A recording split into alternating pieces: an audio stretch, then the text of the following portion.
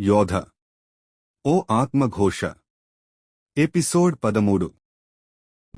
అసలు యోగి ఎవరు? యోధ ఏమైంది? యోగికి యోధకి సంబంధమేమిటి? గతంలో వీళ్ల వల్ల బలైన వాళ్లకి యోగి యోధకి సంబంధమేమిటి?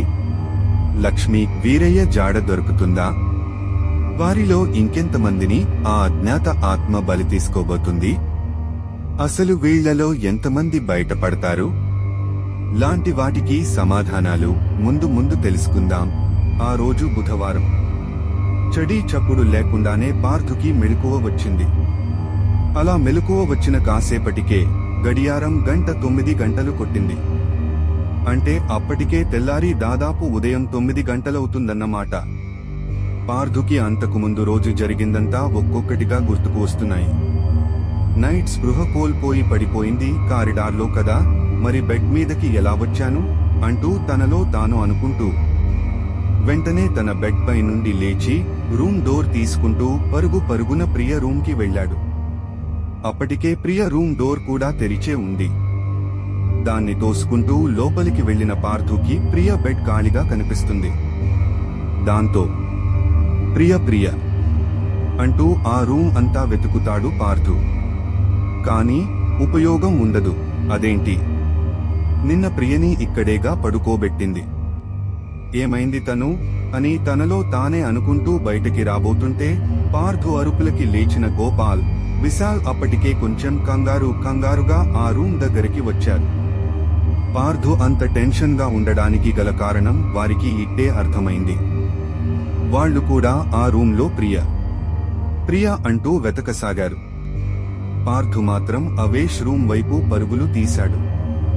ఆ రూంలో ఎంత వెతికినా కూడా ప్రియ జాడ కనిపించలేదు. ఈ లోపే మరింత కంగారు పడుతూ కృతి, గౌతమి కూడా తమ రూమ్స్ నుండి గోపాల్, విశాల్ తో పాటు అవేష్ రూమ్ కి వచ్చారు. అప్పటికే అక్కడున్న పార్థు మరింత టెన్షన్ పడుతూ ఆ గది నుండి బయటకి వస్తూ బాల్కనీ వైపు పరుగులు తీశాడు. దాంతో ప్రియ ఆ రూంలో కూడా లేదన్న విషయం మిగిలిన వారందరికీ కూడా అర్థమయ్యి పార్థుతో పాటు బాల్కనీ వైపు పరుగులు తీశారు. అలా బాల్కనీలో నుండి శ్మశానం వైపు చూస్తున్న వాళ్లకి పార్థు ఊహించనట్టే చితి కాలుతున్న దృశ్యం ఒకటి కనిపిస్తుంది. దాంతో Parthu oh my god, shit అంటూ తన 2 కళ్లను మూసుకుని కుడి చేత్తో తన తలను పట్టుకుంటాడు నిరాశగా. పక్కనే ఉన్న విశాల్ కి సీన్ అర్థమయ్యి, అంటే ప్రియ కూడా అనే లోపు అవునన్నట్టు తలాడిస్తాడు పార్థు. అప్పటికే చెమర్చిన కళ్లతో గోపాల్ భయంతో వణికిపోతాడు. గౌతమి, కృతిలకు దుఃఖం పొంగుకొస్తుంది. ఆ దుఃఖం ఆపుకోలేని గౌతమి ఉన్నపాటుగా బోరున విలపిస్తూ ప్రియా అంటూ తన చేతిని ఆ కాలుతున్న చితి వైపు చూపుతూ గట్టిగా ఏడుస్తూ మరింత బిగ్గరగా అరుస్తుంది. అది చూస్తున్న మిగిలిన వారి హృదయాలు కూడా కలిచివేస్తున్నాయి. ఒక పక్క ఒక్కొక్కరిగా తమ స్నేహితులను పోగొట్టుకుంటున్నామనే బాధ, మరొక పక్క తమ ప్రాణాలకు ముప్పు పొంచి ఉందనే భయం వారిని ఒక్కొక్కటిగా వెంటాడుతున్నాయి. ఆ బాధ, భయంతోనే ఇక్కడి నుండి మనం ఎలాగైనా బయటపడాలి. ఛాలెంజ్, పరువు గురించి దేవుడెరుగు, ముందు మన ప్రాణాలు నిలుపుకోవాలి అంటూ గోపాల్ అంటాడు. ఇంతలోనే లోపలి నుండి ఏదో ట్రింగ్ ట్రింగ్ ట్రింగ్ అంటూ టెలిఫోన్ రింగ్ అవుతున్న శబ్దం వాళ్లకి వినిపిస్తుంది. ఒక్కసారిగా గౌతమి ఏడుపు మాయమవుతుంది. తనతో పాటు అందరి మొహాల్లో భయంతో కలగలిసిన ఆశ్చర్యం కొట్టొచ్చినట్టు కనిపిస్తుంది. అలా లోపలి కారిడార్ వైపు వెళ్లారు వారంతా. అసలు అక్కడికి సిగ్నల్స్ రావడం లేదు కదా, పైగా అక్కడ ఇప్పటివరకు టెలిఫోన్ అంటూ ఒకటున్నదన్న విషయం కూడా ఎవరికీ తెలీదు.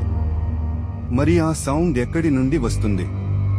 అదే వాళ్ల భయంతో కలగలిసిన ఆశ్చర్యానికి గల కారణం. అలా కారిడార్లోకి వెళ్లిన వారు ఆ శబ్దం కింద ఫ్లోర్ నుండి రావడం గమనించారు. ఆ కారిడార్కున్న రైలింగ్ ని ఆనుకుని పార్థు మెల్లగా స్టెప్స్ దిగుతున్నాడు. అది చూస్తున్న గోపాల్ భయంగా, నిన్న నైట్ ఏ కదా అక్కడ హాల్లో దెయ్యం అంటుండగా మధ్యలో విశాల్ అంటూ తన నోరు మూయించడంతో పాటు చప్పుడు చేయకుండా తమతో రావాలన్నట్టు సంజ్ఞ చేస్తాడు. అలా వాళ్ళందరూ ఒకరి తర్వాత ఒకరు ఒక్కొక్కరిగా ఆ స్టైర్ కేసుకున్న రైలింగ్ ని పట్టుకుని అటూ ఇటూ బిత్తర చూపులు చూసుకుంటూ మెల్లగా కిందికి దిగుతారు. అలా కిందికి దిగిన పార్థు మరియు వాళ్ళ స్నేహితులు ఆ టెలిఫోన్ శబ్దం హాల్లోనే లక్ష్మి వీరయ్య గది దగ్గరనున్న ఒక మూలన నుండి వస్తుందని గమనించారు. చూస్తుంటే ఆ టెలిఫోన్ కి ఎలాంటి వైర్ కనెక్షన్ లేదు. పక్క ఎలాంటి స్విచ్ బోర్డ్స్ లేవు.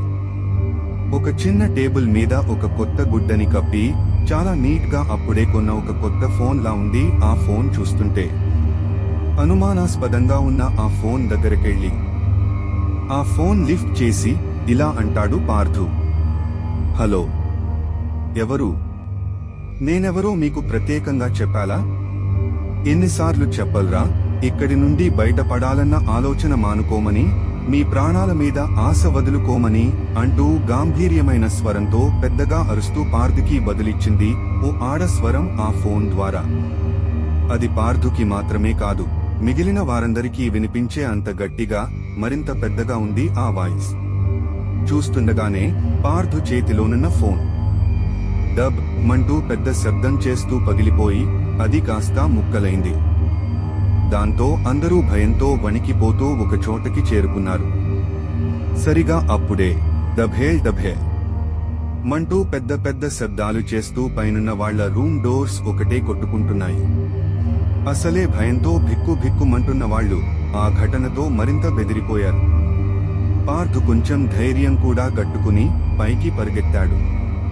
పార్థుని అనుసరిస్తూ విశాల్, వాళ్లని అనుసరిస్తూ గోపాల్, వీళ్లందరినీ అనుసరిస్తూ కృతి, ఒకరి వెంట మరొకరు వరుసగా పరిగెత్తారు. అలా పైకి వెళ్లిన వాళ్లందరికీ బయట నుండి ఎప్పటిలాగానే నక్కల అరుపులు, ఆ తీతువు పిట్టల కూతలు వినిపిస్తున్నాయి. వీటికి తోడు ఏవేవో వింత వింత శబ్దాలు చేస్తూ కూతలు వినిపిస్తున్నాయి. డోర్ తలుపులు మాత్రం అలానే కొట్టుకుంటున్నాయి. బయట నుండి ఈసారి కూడా ఎలాంటి గాలి రావడం లేదు, అవి అలా కొట్టుకోవడానికి. ఆ డోర్స్ కి దగ్గరికి క్లోజ్ చేద్దామని అక్కడికి వెళ్లిన పార్థుకి మళ్లీ ఆ రూమ్ లో అనేకమైన వెరైటీలతో విందు భోజనాలు తినడానికి సిద్ధంగా ఉన్నాయి. తన ఒక్కడి రూమ్ లోనే కాదు, అలా అందరి రూమ్స్ లో ఉన్నాయి. ఒక్క అవేష్ మరియు ప్రియ రూమ్స్ లో తప్ప అలా వాళ్ల రూమ్స్ లేకపోవడం వాళ్లు బ్రతికి లేరని అర్థమేమో మరి. సరిగ్గా 1 గంట అయినట్టు గోడ గడియారం గంట కొడుతూ శబ్దం చేస్తుంది. ఆ గంట శబ్దానికి ఉలిక్కిపడి బయటకి కారిడార్లోకి వచ్చి కిందకి చూస్తున్న పార్థు గౌతమి పైకి రాకుండా ఇంకా కిందే అక్కడే ఒక స్తంభానికేసి తీక్షణంగా చూస్తుండటం గమనించాడు. పార్థుతో పాటు మిగిలిన వారు కూడా అది గమనించారు. పార్థు గౌతమి గౌతమి అని పిలుస్తున్నా తన గౌతమి లో ఏమాత్రం చలనం లేదు. ఆశ్చర్యం, బాధ నిండిన మొహంతో ఇంకా అలాగే ఆ స్తంభానికేసి చూస్తుంది.